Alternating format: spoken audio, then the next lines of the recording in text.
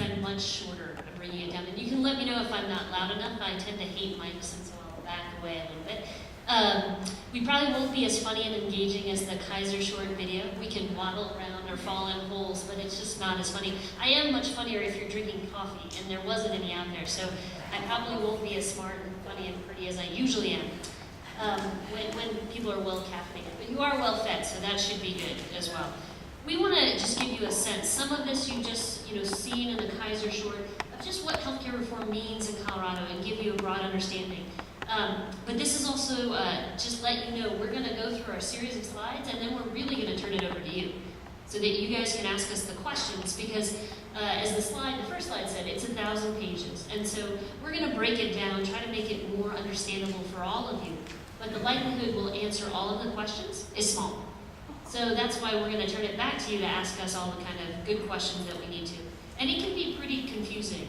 So the first shows a couple of cartoons that Ashley had put together very well to sort of try and make sense of it. That healthcare itself right now is pretty complicated.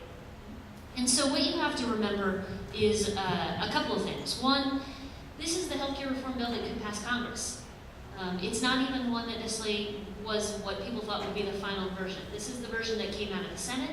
There was a version in the House. It was meant to go to conference committee. That didn't happen, and so this is the bill that we have. And it builds on the system that we have. Now, that might not be the system we would design if we could start all over, but this is what we're starting with. And there's a couple things just it's important to remember. One, we need to have a little patience.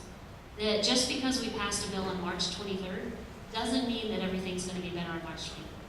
We've started working on things to move it forward, but again, it's going to take some time because we didn't break this system in a day, so we're not going to fix it overnight. It's also going to take participation, so I'm really excited to see all of you out here because, again, understanding what it does, what it doesn't do, what we need to do over the next couple of years to make sure that it works right is going to take your involvement.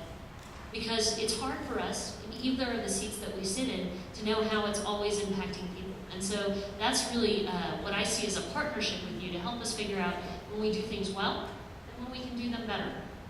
And the third piece is to recognize it's not perfect. I sort of talked about how we got here. There are some significant changes it makes. It moves us in the right direction. And I say that because we were on a path that was not sustainable. Costs were no longer affordable for states. It's 21% of our state budget. As that grows, it means education grows smaller. It means transportation grows smaller. We couldn't continue to see that kind of growth in our state budget and manage that. It's unaffordable for families. We heard that the average family premium is $1,500 a month. The average premium for someone between the ages of 55 and 64 is the same thing. A lot of people can't afford that. Businesses are having a harder time being able to offer that coverage. So as we look at the kind of businesses that are offering coverage, smaller businesses are finding that offering health insurance, which they want to do because it's part of their family, they care about the people that work for them, but it's actually getting in the way of the business that they're doing. And so when it started out with cost, that is one of the big things we need to address and fix. And so having patience to know that it starts us down the right path is pretty important. So there are 4 buckets to health reform. These are my 4 buckets. It's the way that I can best organize some of this. And we heard about some of it. The coverage bucket is really about what we've done to expand eligibility. And I'll sort of refer back to the buckets, but overall it was coverage, insurance accountability, cost containment, and fraud and abuse. And then each of these buckets does a couple of things. One, makes Medicaid, states' public programs, just a little more understandable and manageable for families. So the reason people love Medicare is because it's easy to understand. When you turn 65, you're eligible. That's very understandable. Medicaid, it's dependent how we care or think about you as a population. So, and it varies from state to state. In Colorado, we care a lot about our kids. So we cover them really well. We sort of care about their parents. We sort of care about the folks that are disabled. So we'll cover them to 75% of federal poverty, which is about $15,000, no, less than that, $10,000 for a family of 4. The kids will cover to about $40,000, $45,000, $50,000 for a family of 4. So again, depending on how much we value a population is sort of what we've set those eligibility levels at. If you're an adult without dependents, we're not going to offer you any benefits. And so what healthcare reform has done is made it simpler and said, look, we don't care how you got here, but if you make less than $29,000 for a family of 4, you're eligible for a program. Whether you're a single adult, child, family, it means people stay together in their care. It also, the exchanges, the little pictures we saw about these new marketplaces where people can purchase health insurance, that is a place where people will be able to get subsidies so that people between 134% and 400%, which is about $88,000 per family of 4, will get subsidies to help them purchase health insurance. So between those two expansions, and we'll see a more slide on this later, we're going to have about 500,000 people covered that don't currently have insurance coverage in the state. That's significant. When you think about having 770,000, 800,000 uninsured, to know that we'll cover 2/3 of them, it's significant. But what that also tells you, it's not perfect. We're still going to have about 250,000, 300,000 people without coverage. And so making sure that we maintain our safety net and figure out how to get people coverage even when they don't have that health insurance. And the reason health insurance is not always the most perfect measure, but it is a great indicator of a person's health. If you are uninsured, you are more likely to die younger, live sicker, and accrue more debt. So this way we at least know we're providing some safety net. What I'll also say is, what I put in this coverage bucket as well are things around how do we expand our workforce? Because if we're going to add 500,000 people, we need to really be thinking about how we deliver care. So in healthcare reform, there's pretty significant investments in our clinics, $11 billion over the next 5 years, so they can double their capacity, so they can see more seniors with Medicare, more low-income with Medicaid, and some in the exchange with private insurance.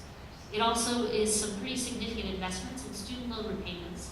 So we know that's one of the best ways to get doctors into rural communities and underserved communities if we eliminate that fear of debt.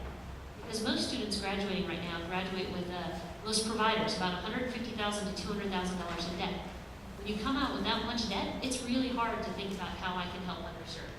And so this tries to align some of those incentives and give relief to students who want to serve. There's also some investments in nurse educators, so we can open up some of those bottlenecks, investments in public health workers. So again, looking at how we can grow the workforce. At the same time, investments in telehealth and technology, because we can do a better job of serving people through technology. Not all of those investments were made in the Affordable Care Act. Some were made in the stimulus package before that, but investments in technology also means we can do things differently and better, especially for rural areas. So, the next is workforce, and I actually see this is the problem with me just talking on. But these are some additional, and these are all in your handouts. The insured market reforms is sort of that next bucket. Sorry, I went to the next bucket after workforce since I covered a lot of the workforce.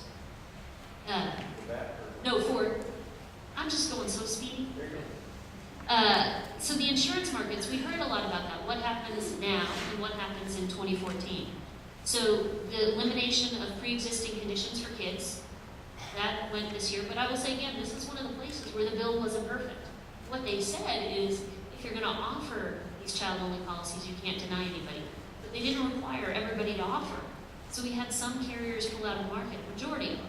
So we're trying to fix that in our own state legislature. There's a bill right now to say, if you're going to offer individual insurance policies, you need to offer them to kids as well.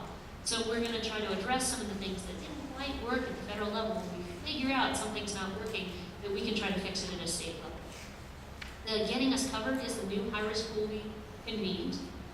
We really worked with some existing partners, Cover Colorado being one. That is our existing high-risk pool. It was created 19 years ago. So if you remember from some of the slides, it says, if you have individual health insurance, you can be denied. So I have asthma. If I tried to go get insurance in the individual market, most likely they would tell me one of two things. No thank you, or we'll cover you, but we're going to exclude your lungs. And for a person with asthma, that's not really as helpful. So these high-risk pools were really created when individual companies told people no. They will tell you no if you've ever had cancer. They will tell you no if you've had epilepsy. They will tell you no if you had a heart condition, mental health issues. So these pools were created for folks that had resources that can purchase health insurance, but were just told no. And so that high-risk pool, we have about 12,000 people in it. In our new high-risk pool, we really partnered with our existing one. We already have 600 people enrolled in the new high-risk pool. We have one of the most successful ones in the country. And again, it's through the partnerships that we have we were able to do that. So it's an exciting thing. 600 people that were uninsured on March 23rd now have insurance following July 6th.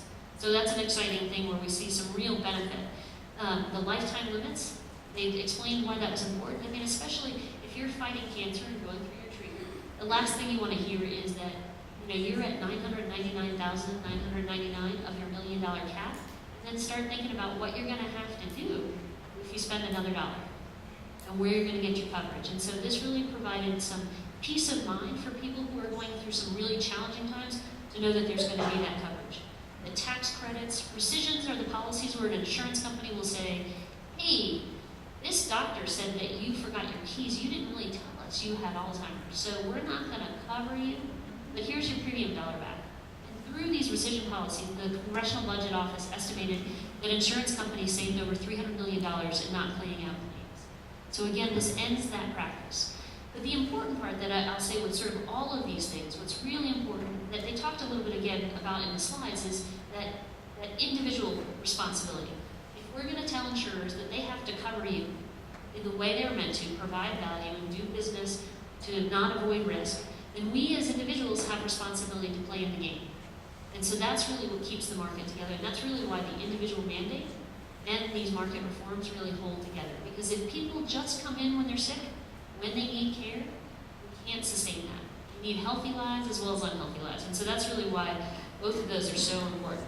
So I think now we're moving to health insurance exchange. So I was going to let Ashley start.